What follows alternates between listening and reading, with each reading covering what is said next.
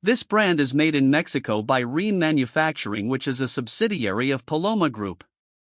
They are only available through their dealer network in the USA, and their guarantee is not very good as it does not include total unit replacement in case of compressor failure. All of the models feature louvered panel construction to protect the condenser coil from mechanical damage, as well as powder-coated paint and rust-resistant screws to keep the units looking nice for years to come. They have durable scroll compressors and microchannel coils for a more compact unit. They offer optional electric heat kits in sizes from 5 to 15 kilowatts to provide central heating, but they are somewhat noisy with a sound rating of 77 decibels.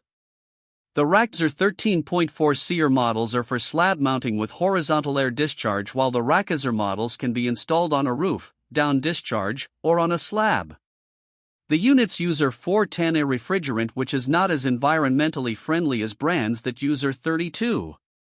The brand does not offer models that qualify for the HvacRepairGuy Premium and Ultimate categories. This brand receives an overall 1-star don't buy rating from HvacRepairGuy. Please share your experiences with this brand in the comments section of the HvacRepairGuy YouTube channel.